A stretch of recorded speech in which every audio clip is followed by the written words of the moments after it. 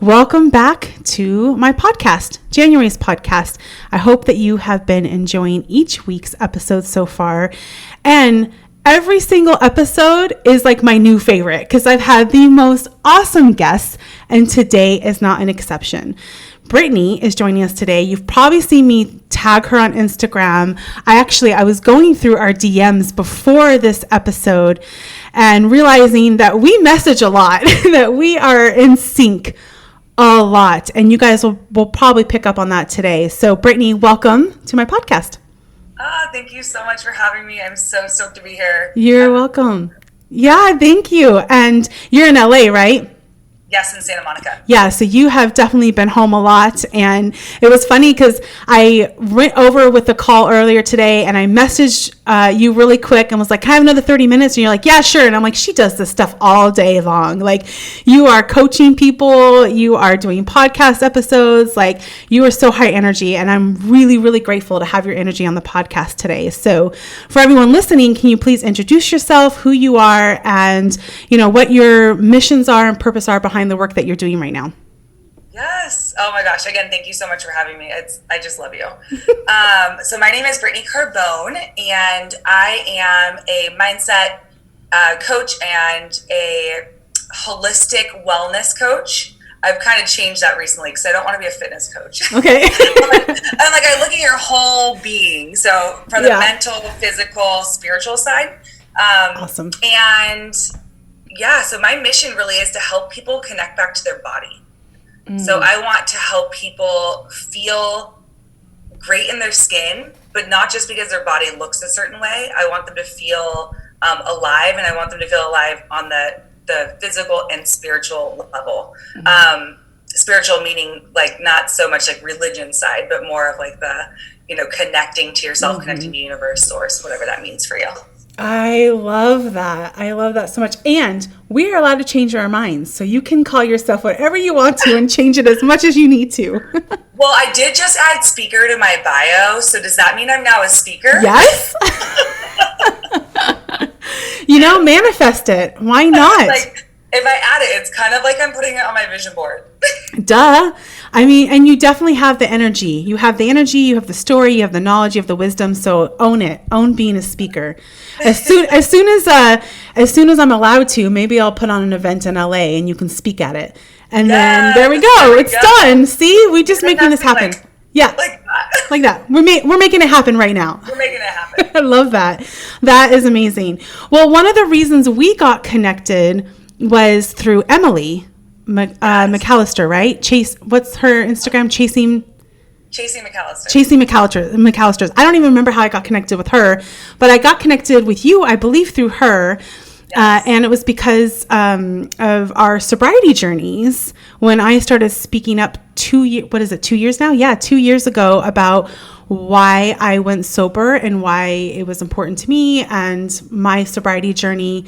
That's when we got connected, and then we lost touch for a little bit and got reconnected. And first of all, it's been so amazing to be connected with you in this space. Like I said, I was looking through our DMs and I'm like, wow, if people think you can't form true, authentic friendships through Instagram, they're wrong, or they're not meeting the right people. Because to me, I feel like I know you, I know Emily, I feel like we've been friends for a long time. Because of, Zoom and Instagram and all the technology, I feel like we've met in person.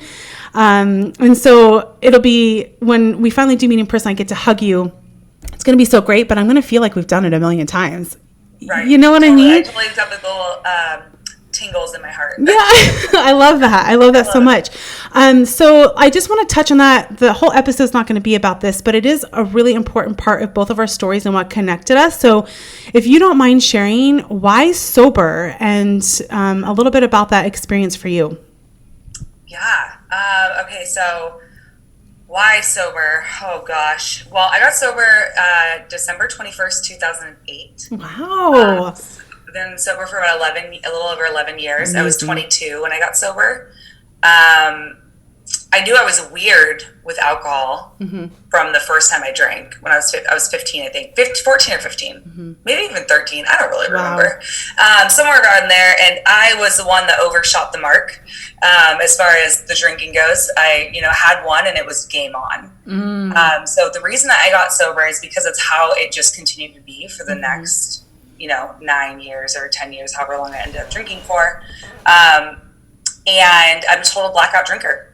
I wasn't an everyday, like, under the bridge, brown bag type of drinker. I was the stress all week, try to be quote unquote perfect. And now I need to release this perfection and all the stress from being someone I'm not, and I'm going to black out. So I drank to black out. To like just numb out completely. Numb out. I didn't want to be here. I wanted to be out of my body. Yeah. I mean, there's other reasons. I mean, it's all intertwined with self-consciousness and shame and how I felt about myself and needing to release that pressure as well. But yeah. So when did you know that you needed to make the change? Like, what was it where you were like, oh, okay, this isn't working for me? Well, we're going to be honest here, January. Let's be honest, please. I was realizing it wasn't working. When I went to UCLA after I transferred there from a junior college. And when I got there, I had started documenting my drinking. Okay. So I had like a calendar. Wow. And I would mark the days I blacked out. And I would mark the days that like I kind of held it together, had a couple drinks and managed. And I would like write how much I ate that day. And I would say, I thought there was a correlation between the amount of calories or what I ate. Like if I ate tacos on Tuesday, I'm probably going to black out on Wednesday. And I was trying to like scientifically conduct some research, never thinking that it was the alcohol, but thinking it was whatever else, but never the alcohol. Yeah. And so I knew there was something wrong or weird, but I was going to therapy and stuff like that, and I never was honest about it. I was just, I don't think that I knew.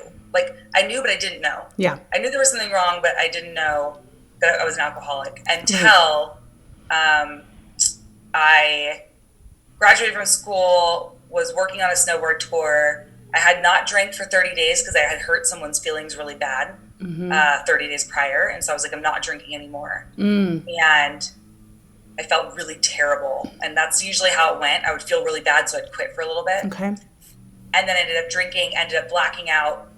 Some people found me in Breckenridge, Colorado, in the snow, in negative 17-degree weather, and they took me home. Wow.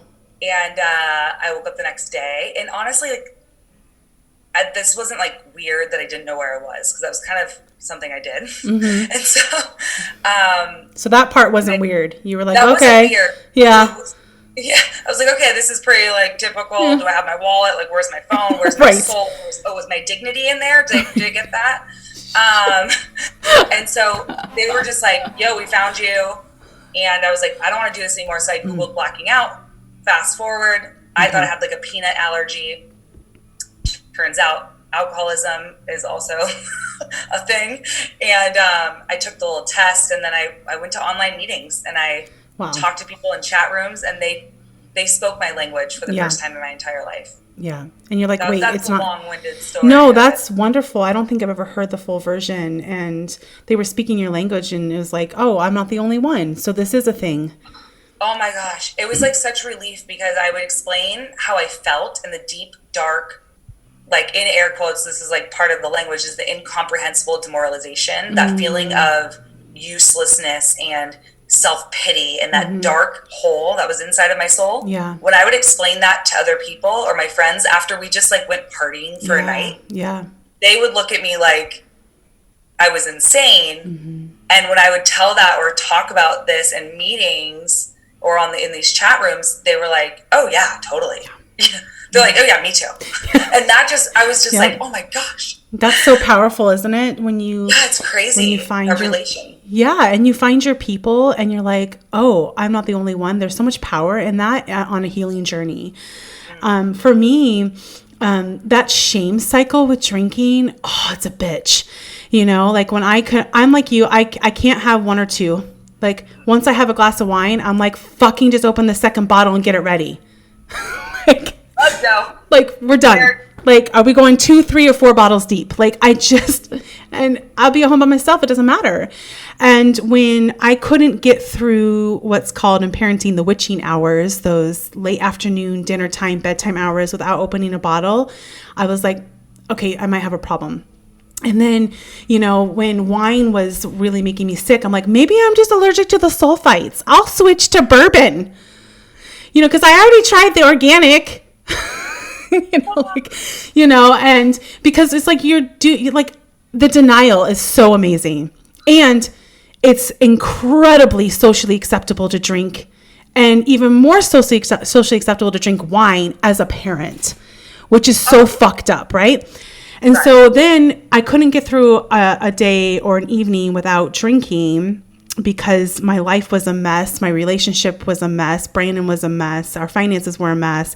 I've got all these kids. I have all these responsibilities. I'm traveling, doing events. And it's like, oh my God, just give me a drink. And that's legal and socially acceptable. But then when you get to the point where you can't get through a day or a hard situation without it, and then you wake up the next morning and you're ashamed that you didn't get through the day before when you promised yourself you would without drinking, that shame is when I knew that I had a problem and that I didn't want to experience it anymore. But then I still didn't know how to step out of it. I didn't know how to shift it. And I didn't go to any meetings. I was raised Catholic, and then we were Mormon for many years. And so I'm in a phase of my life where, no, I do not want to go to church. So I did not want to be part of anything religious, And then it's like, who do I talk to about this? Because I don't know anyone else going through this. And so then you're experiencing the shame cycle, and you're all alone, right? Especially moms, all alone. And then you might have a partner who doesn't have a drinking problem, and so they don't want to stop drinking, or maybe they do and they don't want to stop drinking, right? And so what I did, because I'm me, is Brandon was getting tattooed one day on his sleeve, and one of the other artists was available, and I'm like, hey, can you tattoo this teetotaler tattoo on me? And I had just gotten drunk the night before on like a bottle of bourbon. And he was like, yeah, sure. And so it's that, that square with the 2 T's that Holly Whitaker and Laura McCowan like started. I got that tattooed on my arm on March 21st, 2 years ago, and haven't had a drink since. Because making that final decision is so hard. We want to justify it so much. Like, oh, I can just have a drink once a week, or I can just take a 30-day break and then I'll be okay and ease it back in. You don't want to have to make that black and white final decision to never drink again. You just don't want to make it, damn it. And so I made it with a tattoo. Well, it's so interesting because it's like, if you notice, like what you said with the parents, the wine culture with parenting, it's the same thing in like just the regular society. I remember when I went to quit, after my friends, my closest friends, had seen me black out, literally pee my pants. Yeah.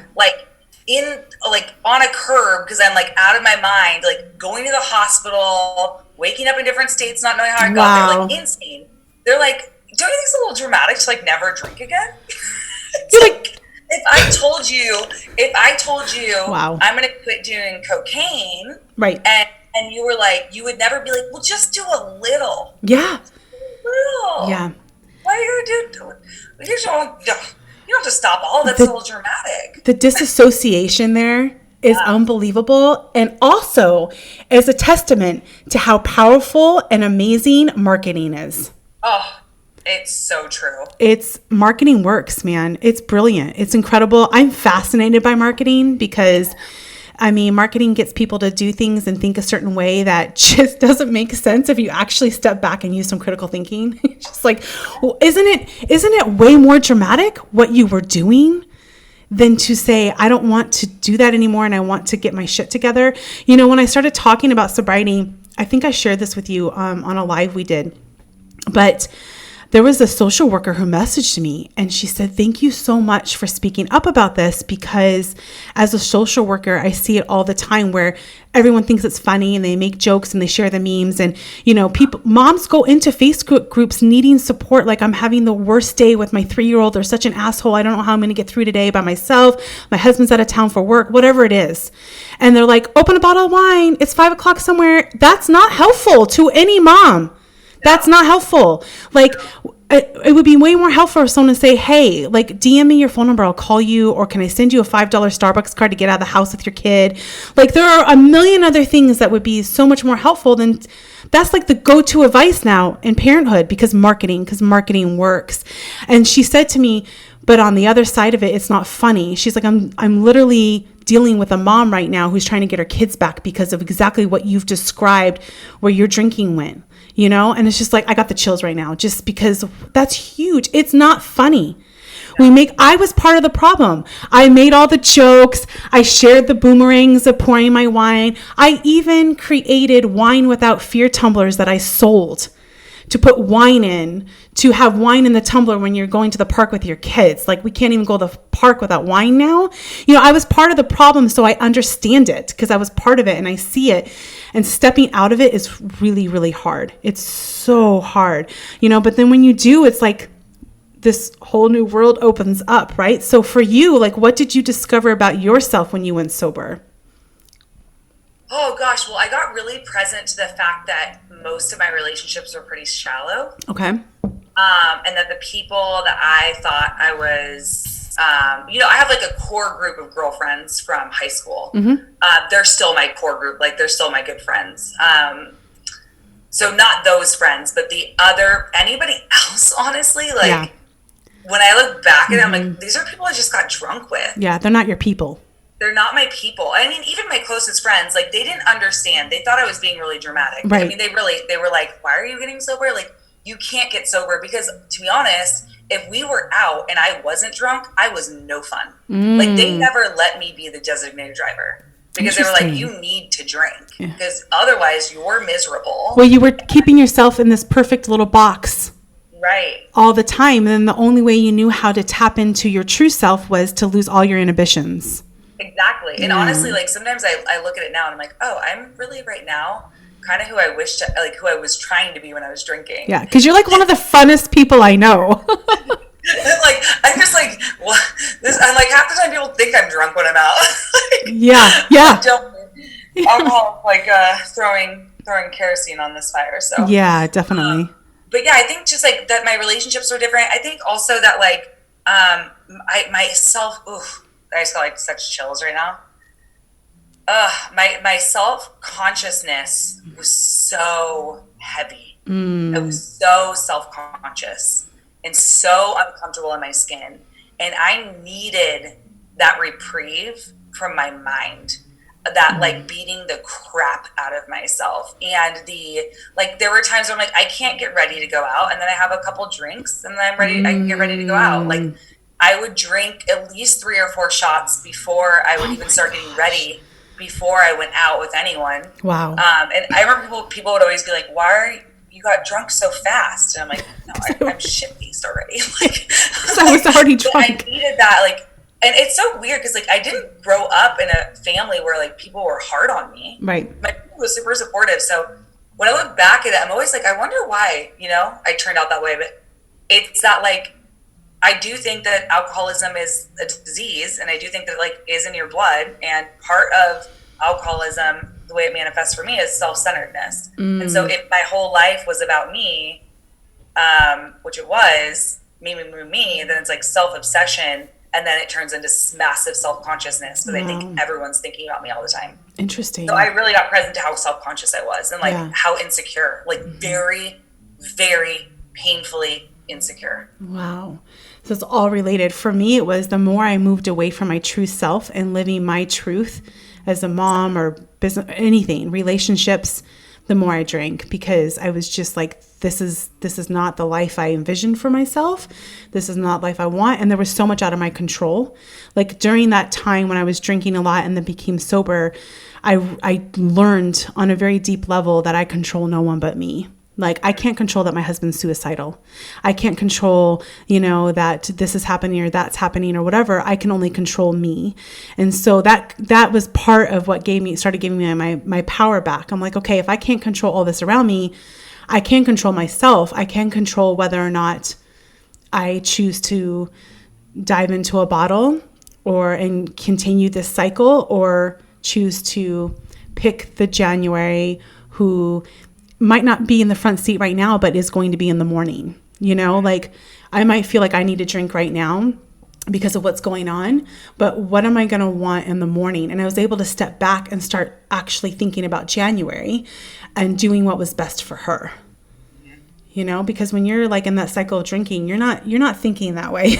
You're not thinking that at all. You're just trying to escape. Well, yeah. And I always wonder, because it's like you have 6 babies. Yeah. And I know you're like you are like when I hear you talk about them, I'm like, this is like your mom. Like you are like. Yeah. And I'm a good mom. That's the thing. And I know I am. I'm an incredible mother. So you can have an incredible mother that still finds herself going through this. I feel like there's so much. I mean, you're like, that's a lot. Yeah. Yeah, it is a lot. You're like, man, I was trying to check out just because I was uncomfortable in my body. Right. Like, got like 600 humans. Yeah, and a husband. And sometimes that's harder than the 6 kids. So. Everything else you're doing. So, yeah, I mean, yeah, it's a lot. Easy. And also, people would easily co-sign that. I see how that would happen. Easily. Yeah. Oh, I've gotten way more pushback in being sober than I ever did in drinking. Everyone supported me drinking. A lot less people support me being sober. Isn't that fascinating? I'm a mom of 6 kids and I have more support drinking. Mm-hmm. What? And when the first time I shared about being sober, 500 people unfollowed me in like a few minutes, like just all day. People were unfollowing me and upset and defensive. And I was like, ooh, I'm like, I think I know what I need to talk about more because you guys are defensive and angry because I'm hitting a real sore spot for you. And not many people are. And we have the sobriety community on Instagram is amazing and has been a huge, huge part of my sobriety journey and support. But it's kind of small too. And I've noticed in all the sober accounts I follow that the majority are not parents. So I know there are sober moms talking about it, and if anyone's listening to this and you think I'm not connected with one, send them to me in my Instagram DMs. But there aren't a lot of, most are sharing the funny memes and the jokes and everything else. There's not many moms who are standing up and saying, I'm an alcoholic, I'm sober, and this is why, and it's not funny. And you don't see that a lot. So when I started speaking up about it, I didn't think I was doing anything special. I wasn't trying to be like a voice of like sober moms or anything. It was just like, hey, this is my journey and I share my journey here. And it was like the response was very multifaceted and diverse and big and interesting. And then a lot of people came back and they were like, I was going to say, I bet you those people came back. A lot did. And quietly and not so quietly, like people would message me and be like, I was really pissed and really angry and I unfollowed you. And it's like, just anyone listening, I'm human. Can you just leave that part out? Like, I don't need to hear about how you hated me. Okay. And so, but then like, I couldn't escape. You're laughing. It's so funny. It's true. It's like, you didn't have to tell me that. You didn't have to put that part in. You could just be like, wow, I couldn't stop thinking about what you said. And it really made me reevaluate my relationship with alcohol. Thank you. Can I Venmo you? That's the response I want right there. Okay. But anyways, a lot of people did come back though and say like, because once they read it, they couldn't forget it, So, and it also taught me on an even bigger level how people's reactions are all about them and not about me. Oh. I love sharing about my sobriety. I think the responses are very fascinating and mostly beautiful. And if people don't like it, that's okay. But every time I post about sobriety, which isn't a ton, but when I do, there's always that 1 or 2 people that just have to leave a sarcastic comment, like, oh, but wine tastes so good. Like, I don't fucking know that, Janet. Like, I don't know it tastes good. I couldn't stop drinking it. Like, why are you coming on a sober mom's Instagram on a post about her sobriety and sharing, like, would you come on here and be like, oh, but, cocaine tastes so good. I know. Can we just have a bump? Like, what the? No, you wouldn't say that. You wouldn't say that to somebody, but that's that disassociation. That disassociation is there. And that the last few times that's happened, I've used it as an opportunity to say, hey, that's actually not funny. And this is why, Not everyone's ready to hear that though. Not everybody likes when I take the opportunity to educate them. I'm gonna do that. Yeah, it's not always appreciated, just so you know. FYI. Just FYI. So yeah, and by the way, you guys, Brittany invited me to my first meeting that I went to a few weeks ago, because everything's shifted to online, of course, with what's going on right now. And she's like, hey, do you want to go to a meeting? I'm like, I don't know about that. Right? Because you were like, how have you been sober for 2 years and you haven't been to any meetings? And then Emily was the same way. And I'm like, I'm just doing it. But I started feeling like how you were talking about the connection you have with people that just get it. I don't have that in my life. So I went to a meeting, one of your meetings, and it was awesome because I was like, wow, this is a group of people and not one person is judging anyone else. Like it's literally zero judgment, which is not easy to find. No. That's not easy to find. And I just loved it. It was so nice to be around people that, like you said, got it and that wouldn't judge me for why I went sober or where my journey is. Like for a while there, I was like, well, can I even say I'm an alcoholic? And is my story, you start comparing. Oh, girl, I used to be like, am I alcoholic enough? Because people would share and they'd be like, I went to prison 15 times and murdered 12 people or whatever. And they were like, you're in my head. They're like, and I was under a bridge and I was at my rock bottom. Yeah. And the most powerful thing is that like, I would always be like, oh, I'm not hard enough. Like I didn't drink and drive. I don't have a DUI. I didn't go to jail. Like, da, da, da, da. But the most beautiful thing I learned is that, and what my first sponsor ever told me was, you can get off the elevator whenever you want. Yeah. You don't have to hit that bottom. And that I hit such an emotional bottom. Like it was either I'm going to quit drinking and like doing this to myself or I'm going to kill myself. Yeah. Like it was like that for me, for sure. It was just like, I'm done. Like I can't do this anymore. And I like proved to myself over and over that it doesn't work. And also alcoholism does not care what ethnicity, race, what size, age you are, socioeconomic status, like who you are. And I think that was the coolest thing for me to see is when I started going to the meetings is that, and listening to people, it's like, no, there is a guy that lived under a bridge with a brown paper bag. And then there's a girl who is the CEO of some major company. Yeah. Or, or there's this person who's a now public speaker, or this person who I love it has 6 kids or whatever. And everyone is so different. And the common denominator is that we all drink alcohol and some weird shit happens. Yeah. I love that. That's the perfect synopsis right there. It's that's the one thing we all know.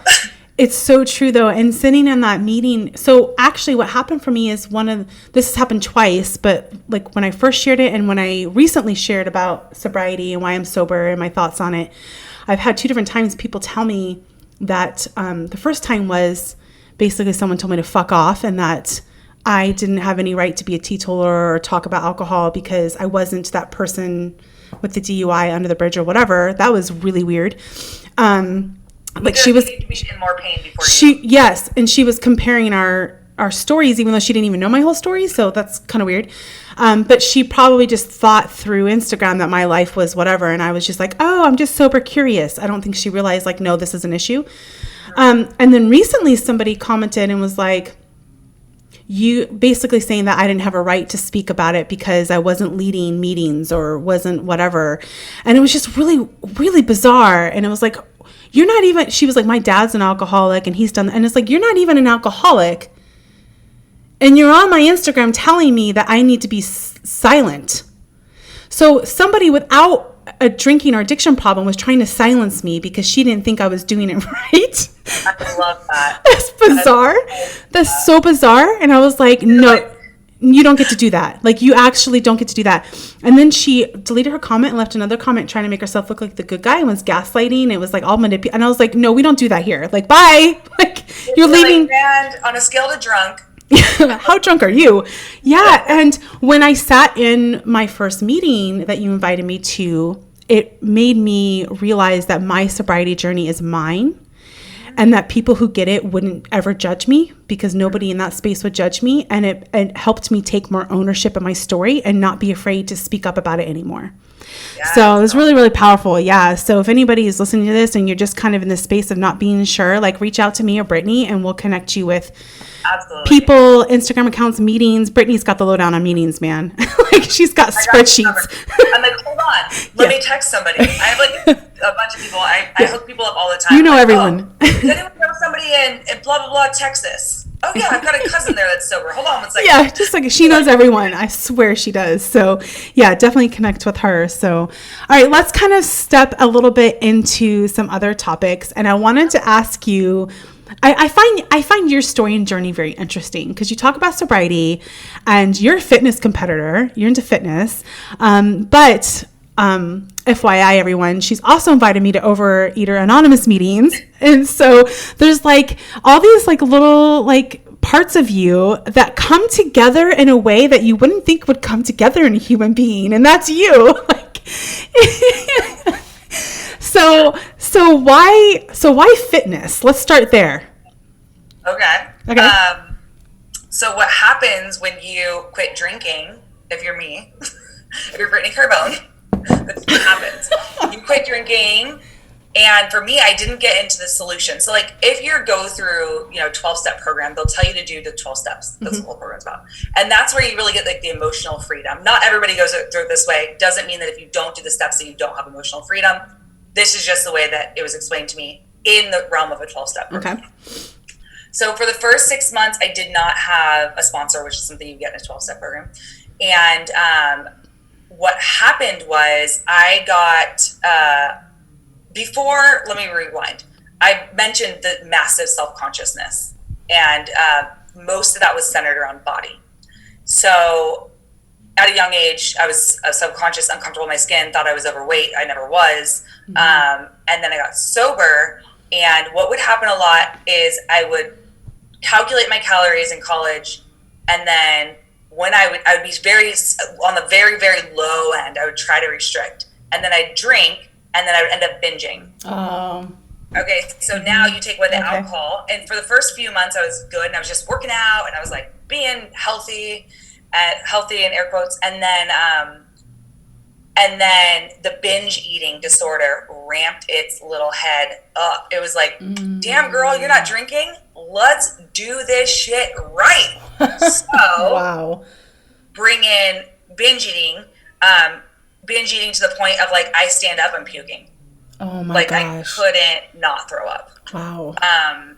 And it was driving through multiple drive-thrus, taking fake orders that weren't real on the phone with the person that wasn't there to hide the fact that I was ordering so much food for myself. Wow. Ordering birthday cakes, just self-harm, And it was very much the same way as my drinking was. It was like perfect during the week, binge on the weekends. Okay. Perfect for 3 days, binge my face off. And it was like that. And I gained 70 pounds in sobriety when I got sober. And everyone was like losing weight. Yeah. They're not drinking. And I'm like just gaining rapidly. So why fitness? What happened was fast forward, realized, I just addiction traded. It's the same thing. Yeah. The food, well, I'm sure we might get back more into that, but then I had to just get real with myself. Like addiction is addiction is addiction. Yeah. So I'm just trying to numb out again with a different tool. This tool doesn't get me in as much trouble, but it makes me now want to kill myself again. And I was found yourself right back there. Yeah. Yeah. So it's like when you took the alcohol away, it shined a light on just addictions overall and your relationship with food, like a spotlight. Oh, it was like one of those, those helicopters that look for people. Yeah. It was that. Yeah. Like 30 of them. Oh my gosh. That's intense. You're going to have to look at this. Yeah. And then again, I used alcohol to numb out the insecurity. Exactly. But now I don't have the alcohol to numb out, but I'm numbing out with something that's making me more insecure. Yeah. Yeah. It was like you were literally like fuel. It was like fuel to the fire. Like for sure. Yeah. On top. For me, when I quit drinking, I go into the restriction side, but it's kind of complicated to talk about. It's not a restriction of calories. It's just a restriction of food because they don't mark off all the boxes of being healthy or whatever it is. And so it has completely magnified my orthorexia where everything has to be perfect. I should be healing. I should be juicing. I should be everything. I should just be living in the pocket of medical medium and only celery juice and fucking organic grapes, or wild blueberries. And it's it's a really weird dynamic that I don't see people talk about a lot. Uh-huh. And so like when I went sober, I had to actually give myself permission to drink soda again, because I hadn't had soda in like 10 years because, you know, it's not healthy, it's not good for my body, blah, blah, blah, you know, whatever my beliefs were or whatever anyone's beliefs are about it. And so I had to tell myself, it is okay if you have a Coke Zero. And I still have to do that to this day, because if I don't just let myself have a burrito or that Coke Zero, I will restrict myself so hardcore that I'm not eating enough. And then the really unfair part is that's where you gain weight. It's like, what the fuck, man? Like, I should be, you know, my aunt's like, you should be so skinny with how you eat. I'm like, no, how I eat is, that's why I'm fat. It's because I restrict too much. And then my body's like, listen, bitch, could you please like go get a vegan burger? Thanks. And also the salt and vinegar chips. Damn it. You know, and it gets even more complicated when I did have to heal my body. I had to heal my gallbladder. This is before I got sober, and I did have to heal my gallbladder. And then, but it's hard for me then to step out of that and allow myself to live my everyday life in a balance or moderation that works for me. So it shines a light and amplifies whatever you're dealing with and anything else. But I think especially food, which let's get into talking about that. You told me that you see a correlation between, especially women, you know, with drinking, and then they find themselves also having whatever it is with food, addiction, binge, restriction, bulimia, whatever that is. Like, and I know that you've been in these circles and groups for a long time. So can you shed a little more light on that? Yeah, I mean, this is such a generalization. So if you're sober and you're a female and you don't take this as me telling you that you have an eating disorder any chance. But I think that a lot of it for a lot of women starts off as like body shame. And it being like, we're uncomfortable in our skin. And I know I'll speak for myself. For myself as a sober woman, most women in my sober women's circle are dual diagnosis, I guess, like to use a word, you know, like eating disorder and alcoholism. And I do think that like a lot of people are running from how they feel in their skin, whether that's because of a traumatic sexual experience when they're younger, because they were told they're overweight when they're younger or too small when they're younger, whatever the story was, whatever it is, lots of body shame for whatever reason, whether it's sexual or just the way they look. Right. And so a lot of times it manifests into alcoholism. Again, it's like, you know, when you're 5 or 6 or 7, you know, my eating disorder started by me hiding in our walk-in pantry and eating sugar, like spoonfuls of sugar. Right. Like literally spoonfuls of sugar. Like literal spoonfuls of sugar. And then fast forward and it's like, it's just the same thing, you know? So I do find that a lot of women that are sober have the foodism. It's like both. Yeah. Yeah, that's really interesting. And I think for women especially, and I've talked about this, you can talk about this from so many angles for women especially. Yeah. Shame. Like it's almost every talk I gave over the last 7 years at conferences and events and gatherings, this came up and I talked about it because from a young age, we are so ingrained to feel shame. We need to talk a certain way, dress a certain way, look a certain way, act a certain way, not be too much, not be too little. I mean, you know, on and on and on. And no matter where we pick it up from, like you said, so many of us are carrying around expectations and shame that really was never ours to begin with. And this is part of a whole inner healing work that we each need to find for ourselves. Like I've been really getting in touch with my inner children, little January, teenager January, and just kind of getting back in touch with what my voice is, what my truth is, who I am. And because that's where the healing happens. The healing didn't happen when I put the bottle down. The healing, right?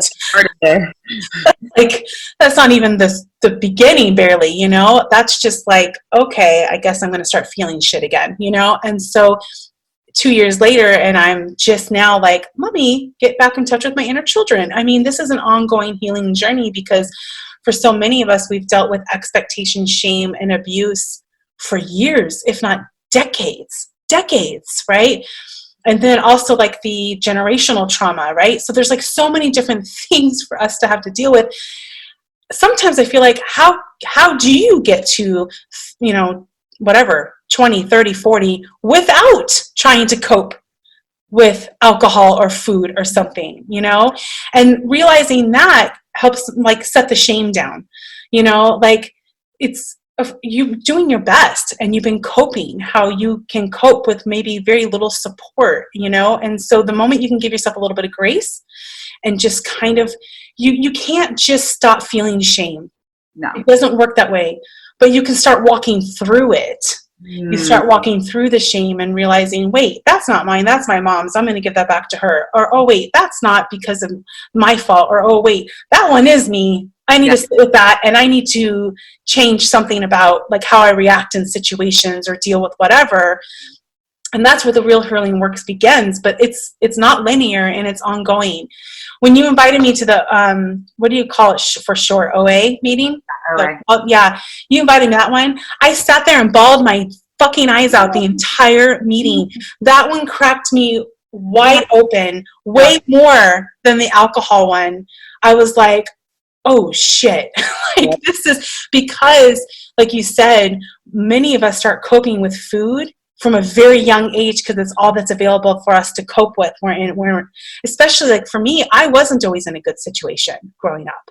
You know, like I did deal with abuse growing up. So if I could go numb out with MTV and a plate full of food that turns into 2 or 3 plates, but nobody's being able to watch me eat because I'm hiding in my room, then I'm going to do that.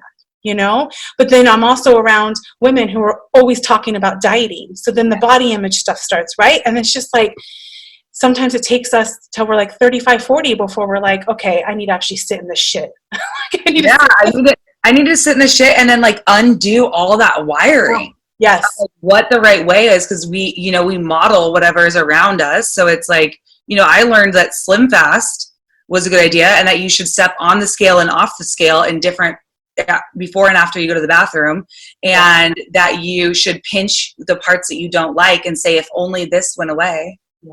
I still find myself doing it. Like it's still, it's like the voice never goes away. It just gets muted. And then my voice of like how I love myself now just gets louder. Yeah. So I still catch myself doing certain things and going, oh, if this would just, and then I'm like, I love you. And I love all of you in this moment. And you're perfect. Yeah. And then it's like, but it releases. Before it was like, I could not release the thought. I had to follow the thought all the way through. And then by the end of the thought, I'm like the worst human. I should probably just not be here. Awful. And I think that is a perfect example that you just gave us of how our body image is in our mind, not in our body. Oh, it's not in your body. Like it's not. You can look in the mirror and look exactly the same and feel completely different about yourself because your body image is it's in your head and your brain. It's in your brain, and that's the perfect example of how. And what I have found over time too is, as a mom, like you said, like all those thoughts you have, like I think to myself, what if one of my kids was thinking that? Right. If they could just change this or cut this off or until the point where they feel like, I just don't even want to be here. I mean, my heart would just break, but why is it not breaking when I'm doing that to myself? Am I not worthy of that love? And so there's a lot of like reparenting that happens too, especially if you don't have supportive parents. A lot of reparenting that happens as well on this journey of whatever it is, whether it's sobriety or food or whatever you're going through in your life. You really do have to hold space for yourself. Most of us, I think, which is really, really sad, but I think most of us did not have space held for us when we were growing up, going through puberty, going through those bodily changes that we had no say in. We get no say. Like, I would like to have a say in the size of my boobs. Yeah. I would like to have a say in like how my periods go. Thank you very much. But we don't get a say. We don't get a say in these things. And then if you're not having anyone hold space for you, but instead you're having people criticize you or criticize themselves in front of you, especially women, it's like this whole inner dialogue is a clusterfuck by the time you get to drinking age or living on your own or whatever it is you're going through. It's a clusterfuck, and it's about, like you said, it's about undoing all that. And this audio tape in our head, for most of us, is not even our voices. And so getting in touch with what that audio is, and then once you're aware of it, we have to re-record over it. You have to and that's what you're doing. A lot. Yes. That's what you're doing almost every day. But that's what you're doing when that happens, when you're like, oh, if only my, glutes would do that. No, your glutes are fucking fantastic, Brittany. And I love you. And I love your ass. Like, that is you re-recording, kind of like, in the 80s, we recorded tapes, because that's all we had. Like, you're re-recording over like, New Kids on the Block. Well, and it's so interesting because it's our parents, I feel like we become so much more awake now, but I mean, our parents really grew up in the era of get over it. Mm-hmm. Like they weren't talking about feelings. The suck it up, buttercup. Yeah, suck it up. I mean, my mom is amazing. I have a really amazing mom. But if I remember I was like depressed, like as a kid, and she's like, pull it together. Like you're a shit show, but that's because that's what she was taught. And it wasn't wrong. It was just the way she dealt it. And then I'm like, so I didn't know how to express my emotions or say how I was feeling. I didn't know what a feeling was. Mm-hmm. I was just like, just pull it together. This isn't working. And, like, I don't know what this is. You just got to pull it. It's just so interesting. And then now, we have so many more resources and the internet. Yeah. Well, it's like you did that. You would pull it together for 5 days and then you black out because you're just like, not facing your shit. You're just pulling it together and sucking it up. Seriously, I don't know how many. I must have said, I just got to pull it together at least 1 trillion times in my life. Oh, wow. I just need a minute. I just need a minute to pull it together. I just got to get it together. Mm-hmm. Just give me a second. As a parent, that is such a hard thing to navigate because what she did isn't wrong. I mean, when people are sitting in their victimhood and their martyrhood, that's a problem too. Totally. So it's finding that middle ground, and it's so difficult to do, but validating your children's feelings. Mm-hmm. And for many of us listening now, we have to parent ourselves. So validating our feelings or validating your children's feelings, being there for them, finding solutions. And then you hit a point where, okay, now you have to move through it. Mm-hmm. Right? But for our mom and grandparents' generations, they didn't have that first part. It was just suck it up, move through it. Yeah. And then our generation is like, no, hold on. Like, we need to actually work on this. But then we have to be careful to not just sit in that. Yes. At some point, we have to move through it and move forward. Yes. You need both. Yes. I love you and cut the shit. Yeah. Yeah. So true. Like, come on. I love that so much. So this correlation that you've seen in sobriety and food, and how has that been navigating over the last decade? Where did you find that turning point? You said that you realized that you were restricting and binging. Mm-hmm. And then where did you find a turning point with that? Oh my gosh. My mentor, Deanna, saved my damn life. Yeah. I finally got honest about what I was doing and that it wasn't working. Mm. And so she was like, send me your food. Just be honest. Because I was so not able to be transparent. Yeah. And I would lie a lot about my food. I'd be like, I don't know why I'm gaining weight. I don't know why. Because it was such a secret and so much shame around it. Mm-hmm. So the freedom started when I just started sending my food, and it would be I know we've had this convo, but the protein shake in the morning, egg whites and asparagus for lunch, a garden salad with nutritional yeast and bell peppers, and 4 packs of Skittles. Oh my God. And then salmon with asparagus, and then 4 pints of Ben & Jerry's, and 2 tacos from Jack in the Box. And it was like that. But I would send my food every day no matter what. Mm-hmm. Good, quote unquote, good or bad. Yeah. And she would always write back, perfect food. Oh, wow. Every time. And what that did was she taught me non-negotiable love, unnegotiable. That I didn't have to be anything. I just had to be honest. And she taught me that it was okay to tell my truth and that she wouldn't run from me and that I didn't have to be perfect in order for her to love me anyways. And it gave me this space of oh, you, it makes me want to cry. Oh, you love me and my food isn't perfect, because that my sense of self-worth was very tied into how perfect my food was. Right. If it was perfect, I was good. If it wasn't perfect, I was bad. So to have someone, when I'm sending them my quote unquote worst side of me, for it to have someone say, I love you anyways. Yeah. I love you. Not even anyways. I just love you. I love you. Yeah. Just as you are. You don't need to change anything. Yep. And then just started changing because there was no judgment. There was no shame. Yeah. Her response was literally shame-free. Shame-free. She is amazing at holding. Oh my God. Yeah, she held space for you with, like, there was no shame allowed in that space. And so she, like, that act alone is so heroic because she literally came into your space and just blocked the shame cycle you were in. Mm-hmm. She's like, nope, that's perfect. Love you. Yeah. And she stopped that shame cycle for you. That's incredible. That's amazing. That's beautiful. And isn't it? It's so bizarre to me that we feel better about ourselves if all the food we ate in that day ticks off certain boxes that we have decided makes it a perfect food. Because perfect, healthy, clean, whatever eating is actually different for everyone. Totally. And then we all feel if we like check off all those boxes, we're like, you know, we're going to have a long life and we're not going to have any pain and we're going to have the perfect body. And it's such bullshit. It's such bullshit. And I find that when I just allow myself to like have the Coke Zero or have the Diet Coke from McDonald's, that then it's just like, it stops the shame cycle if I don't feel shame about it.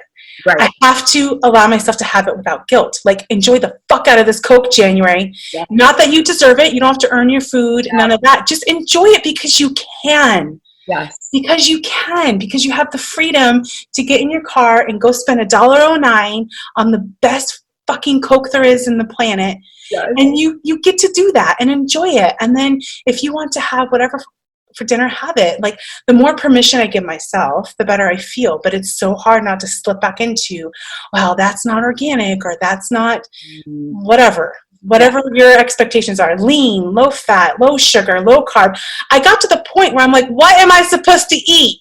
I know. Because everything has to be low sugar for whatever, my muscle pain, gluten-free for my inflammation, low fat for my fucking gallbladder that I still have, by the way, organic for cancer, not getting cancer, and, you know, blessed by fucking fairies with their dust so that, fairy dust, so that, you know, I can glow better. I don't know, like, it's like, I'm being ridiculous, but I'm not. That's really no, you're not. I always say, like, you know, in my mind, I'm like, I need to only be eating shaman blessed kale. Like, that's it. It has to be blessed by a shaman and it needs to be green and da da da. I don't even fucking like kale, January. I don't even like kale. I eat celery, so I like baby kale. I like baby kale, but I don't like the hard kale. But celery juice is so good for you. It makes you like clean out. I'm like, coffee makes me clean out. Fuck off. We're good. Celery juice. I'm having my coffee. Well, you know, this is the deal. So this is what I do with my clients. I actually have them start to pay attention to how the foods make them feel. Yes. I don't tell them any food is offline. Like, but if you're going to keep eating a food that hurts you, we need to talk about that because that's not working, you know? So what we talk more about is their energy. Like, energetically, does this make you feel good? Yeah. Not does it make you feel shame, like, or bad, because then we need to talk about that. But does it make you, like, do you have gastrointestinal issues when you have this food? Does this cause acid reflux? Is this making you want to vomit? Is it giving you diarrhea? Then we want to talk about whether that is in alignment with you. Do you feel exhausted after? You know, all those things. We talk more about the alignment and the energy of the food than of the than what the food is. That's fantastic. My 10-year-old has a sensitive system, kind of like me. Mm-hmm. And that's what I've been doing with her. She's like, well, I don't know if I should eat that. I'm like, well, do you feel good or not good after you eat that? And she's like, well, I feel fine. I'm like, then eat it, you know? And then, cause you know, they see me like, you know, cutting out gluten or cutting out this or that. And I try not to ever put that on my kids because, you know, I noticed my teenager was starting to become a little orthorexic at one point. And I was like, eat some bread, like, you know, and we had a long conversation about it and we're very aware about it. But my 10-year-old's like systems bothering her, and I'll ask her that, and she's like, yeah, it doesn't make me feel good. I'm like, then skip the bowl of popcorn with butter, you know, like, you know, and so we've been doing that as well. So thank you for the validation on that system, because it seems to work really well, and it takes away that, like, foods don't just fit into any good or bad category. Like everybody's body is different. And so for me, having popcorn might be like a really healthy snack because it's like gluten-free and crunchy and yummy and I can put what I want on it. But for you, it might make you feel like absolute shit. Totally. And we all have different, like, as far as the addiction side goes, we all have different receptors. So it's like, for me, there's certain sugars that I can't mess with because I end up back doing the weird behavior. Yeah. And, I tried to control and manage that just like I tried to control and manage the alcohol. And for me, what I find, what works for me and what feels good for me, and this is not for everyone, is that there's certain foods that I just don't mess with. And then there's foods that I try to dabble in and I'm like, well, still doesn't work. I'm like, I tried to control and manage those mini chocolate chips. Shit doesn't work still. Never mind. I think that actually brings up a good point about how, for me personally, food addiction is so much harder than alcohol addiction because you can go all or nothing with alcohol, which I'm very good at all or nothing, sometimes too much. I have to make sure not to do that too much in my life. But with food, you still have to eat every day. I know this is probably solidarity to so many people because I think that all the time. Like, I still have to eat. And then it's like I get to the point where I'm afraid to eat anything because I'm either going to beat myself up or I'm afraid it's going to hurt my body or whatever. And then it's like you're not living. You're just existing. And you're not living and enjoying your life. And then that starts me on a whole other downward spiral because one of the most important things for me in my life is to enjoy each day because it's the only day I'm guaranteed. Right. And it's really important to me. And so when I find myself going on like a few weeks of restriction, I'm like, go to Chipotle and get a burrito right now. I have to break. Sometimes I literally have to do something like that. Like I have to go like eat an Oreo or go and like have a burrito and be like, fuck that it's not gluten-free or whatever, because I have to break this restriction cycle I'm putting myself in.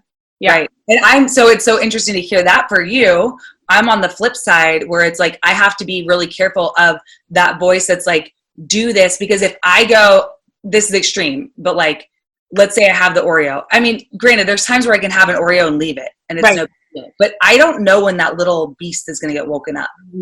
And it was always the same thing with alcohol too. Like I didn't know when the nights I was going to black out. I mean, it was usually all the time, but there was like that one Tuesday I didn't black out and I was always banking on that one Tuesday. Yeah. But it's the same thing kind of with sugar where I don't know like what's going to happen. You've experienced that binging, you're binging. For me, it's orthorexia and restriction. Right. So because I don't deal with the binging, then like go have the burrito and move on with your day. Yes. Yeah. So it is going to be different for everyone. But it's the same, but it's different manifestation. Yeah, totally. It's like doing cocaine or drinking. Yeah. It's different tools, same thing. It's so true. It's so true. Now I'm like, now I need my daily bath. That's much healthier. Totally. Like if I go one day without a bath, the next day I can feel it in my mental health.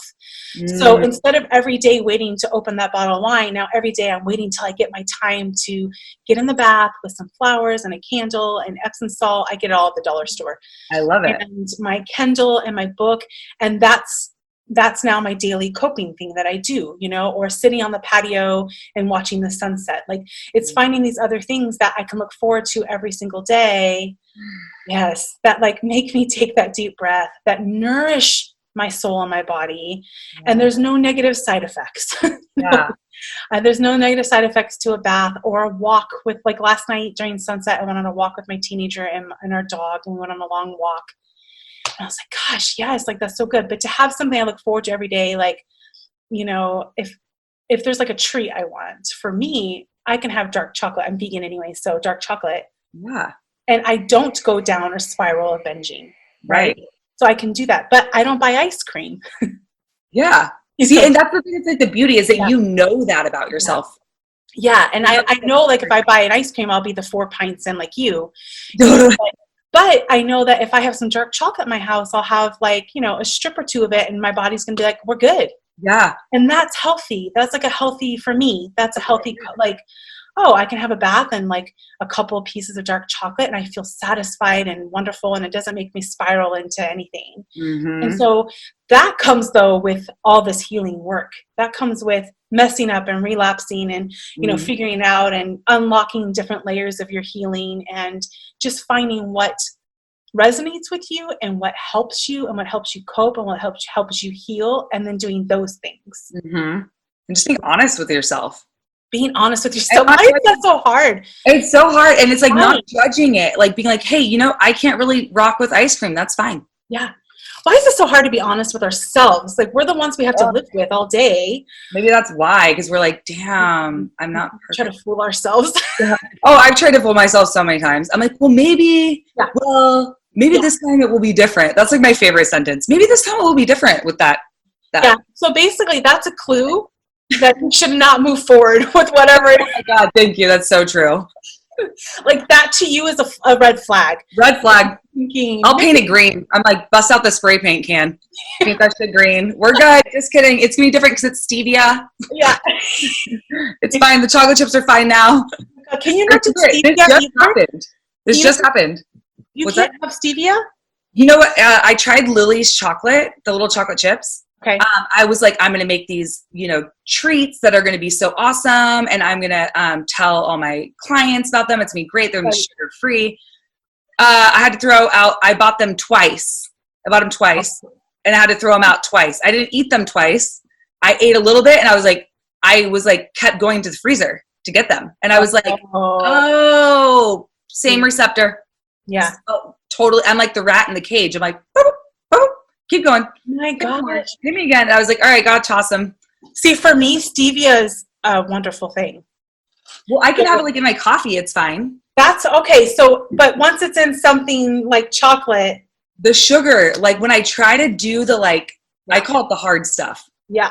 Like when I try to do the hard stuff, like I can make like a fun little like sorbet out of my frozen berries. Well, that's fine. I'm not going to binge on that.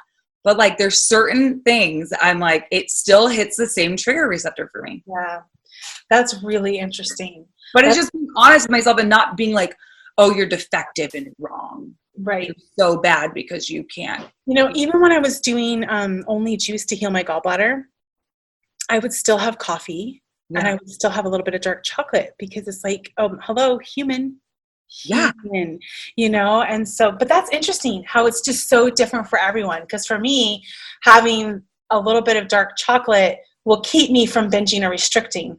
Yes. Because I'm allowing myself to if I have it without guilt, So that's really fascinating how there is no one size fits all, which is why talking about this on social media can be so difficult when you talk about sobriety, food, all this stuff, because anything I share is going to cause a reaction in somebody else based on their experience or how it affects them. This is why I put a disclaimer on anything when I share these things now, because it's going to be different for everyone. It is. It's also interesting, even like as a holistic coach and speaker. Just kidding. It's interesting to talk about because, most coaches are very polarizing. They're like, this is the only way. This is the way. You will either be keto or you will be gluten-free or you will be this or you'll be that. And I'm like, so we're going to find whatever works best for you. And people are like, so which diet do you prescribe? And I'm like, whichever one feels good in your body and your soul. And but I'm like, I can't tell you guys all to do one thing because it's not going to feel good to all of you. And I would be doing a disservice. So, I'll do little mini challenges here and there of getting out processed food, but with the disclaimer of processed food isn't bad. We're just going to give your body, teach you how to eat balanced meals again. Yeah, this is why I love you. I love that so much because, for me, my body pushed me into veganism. I was having migraines when I ate meat and I was having intestinal pain when I had dairy. And I had already for so many years leaned towards wanting to be a vegetarian, but I'm like, I can never being vegan. I can never give up cheese. I was that person. Yeah. And it was hard to give it up. It's addicting. It literally has addicting things in it that make you addicted to it. But I was like, oh my God, I can never do that. And then my body was like, you're going to do it or you're going to be in pain, and then even being vegan, I've had to find what makes me feel good or not. When I eat a really when I eat a lot of sugar and a lot of fat at the same time, my body freaks out. It's not your body's like, wait, which one are we trying to break down right now? You can't give us both, and so that's why I ended up with gallbladder issues anyways, is because when I first went vegan, it was all the vegan food, all the vegan treats, because it's such a huge shift and how you buy food, grocery shop, prepare meals, and whatnot. And so I ate like the Buddha bowls with the high fat dressings and the donuts and the everything, and my body freaked out because it was too much at once. And so even in the course of being vegan, I have found what works best for me. And I still work on that because of my issues with food and whatnot and my relationship with food. But I do find when I eat like lower fat, higher carb, I feel better. And so I don't give a fuck what anyone else is doing. I don't care what your study says. I don't care what so-and-so Instagram doctor says. Like, I don't care. Like, this is what makes me feel good, or this is what makes me not feel good. It's also why I rarely ever talk about veganism. It's not in my bio. I don't bring it up because next to my unicorn, literally my vegan unicorn tattoo on my arm, right next to her, I have "You Do You Boo," because that's the way I am. I'm vegan. This is important to me for many reasons, but that's not going to work for you or for somebody else. And that's okay. Yes. Thank you for saying that. Yeah. It's just so spot on, because it's like anything that we're doing, we're just doing it because we think we're going to feel better in the doing of it. Yeah. So it's like we think we're going to feel better or we are going to feel better. And so it's like, exactly like what you said. I actually tried to be vegan. I was vegan for like 6 months and I got really sick. Yeah. And I just don't do well with it. I really tried and I wanted to be because I thought I would feel better. And it proved wrong for my body. I see that a lot in my experience. 6 months into being vegan is when my gallbladder flared up. And so I know why that happens to a lot of people. I have a theory. A theory. And when most people switch to a vegan diets, you're just eating what tastes good, and like you're trying to figure out how to make meals you like with like tofu or whatever. And then you're like, oh my gosh, like sweets are vegan. And then the next thing you know, you're like, so even within a vegan diet, there's lots of variations of normal. Right. And if you're going to shift to veganism, you have to still find what fits for your body. So for me, high like plant-based, low fat, moderate my sugar, these are all really important. And then I have to do stints of gluten-free because I get inflamed with gluten, Right. So but when you go vegan, if you're eating like the vegan treats and all the vegan breads and all the vegan fatty dressings and treats and chicken tenders and all this kind of stuff, your body is going to reject that. Just because it's vegan doesn't mean it's a good diet. I know. Yes. And I've dealt with a lot of the misconceptions about veganism over the years. Like, not too much because I don't talk about it a lot. But when I was first vegan, people are like, "Well, why are you still fat if you're vegan?" Because it's not a diet, asshole. Like, it's a way of life. It's like a choice I made for migraine reasons or because I don't want to eat animal, whatever it is.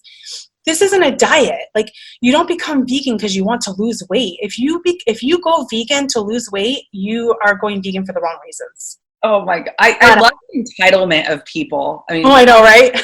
It's like, it's so special. For lack of a better word. So special. Bless their hearts. Grab my pearl. Bless their hearts. They're having a special version of human experience. So many things like that. And a lot of people ask me if my kids are vegan. And I don't answer that a lot because everyone's so judgy, but they are. They are. And you know what? They're great. They're fantastic. Like, we do live in a time where we have alternative things and supplements and all sorts of stuff.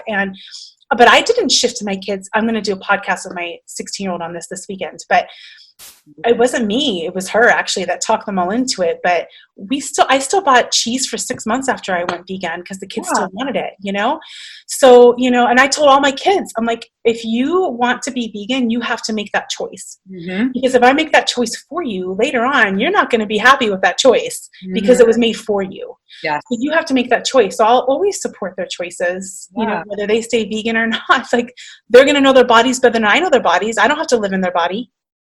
Right. Exactly. Right. Oh, I don't live in their body. They do. So they know, Everyone should just adopt that right there. There it is. There. That is how you can decide if you should comment on anything. Yes.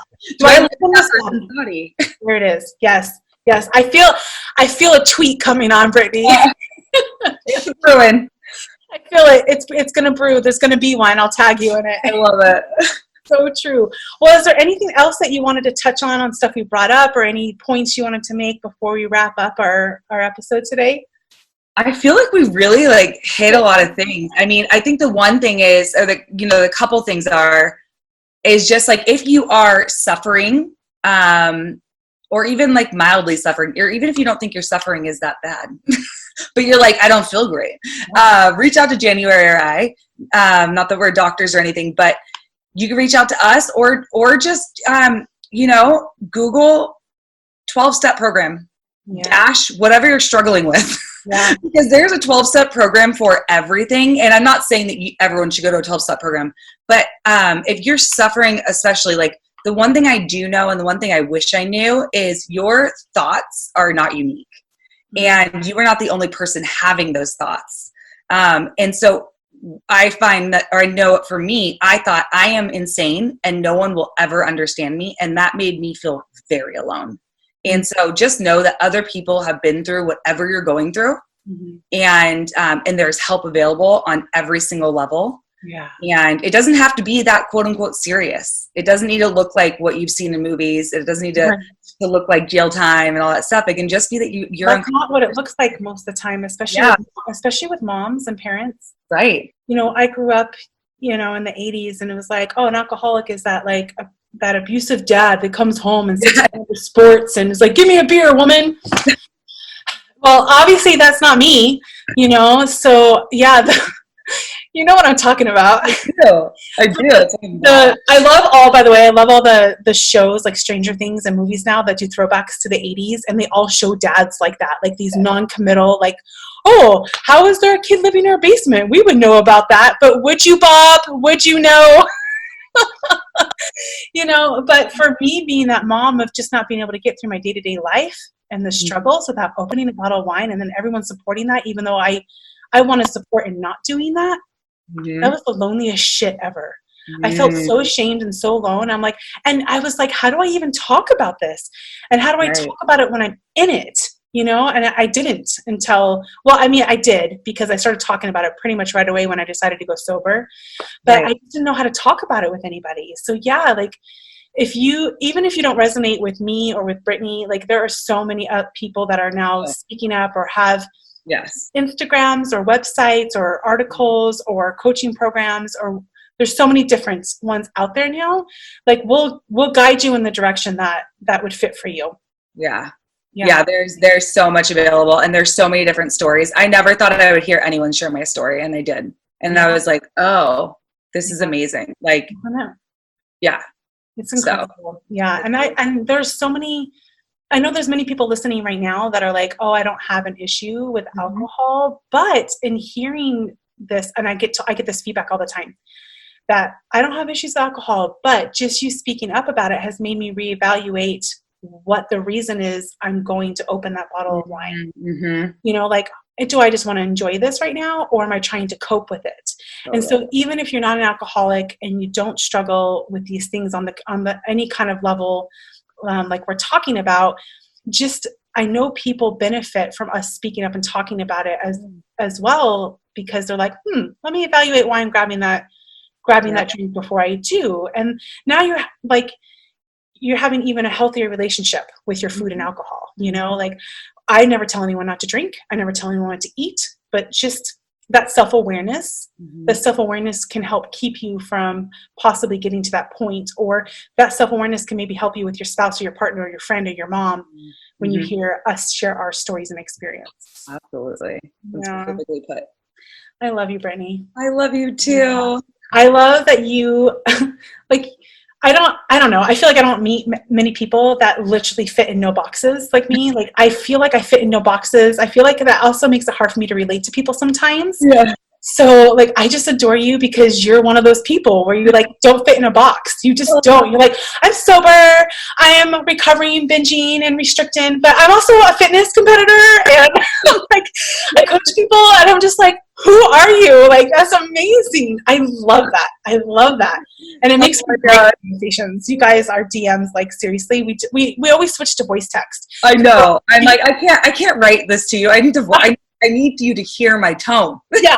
And I'll message Brittany and be like, hey, I just want to talk about this space between body positivity and diet culture that I can't talk about anywhere else. Can we talk about this? And you're like, yes, thank you. I thought we were going to have to talk about that again, like later. Yeah, because it's like this weird dynamic. Maybe we should just do a whole episode with you, me, and Emily on it. Oh my gosh, let's do it. Like a 3-way episode and bring her in, and we could all talk about it from our different perspectives. Seriously? Yeah. Okay. All right. It's a date. We're going to do it. We'll plan it.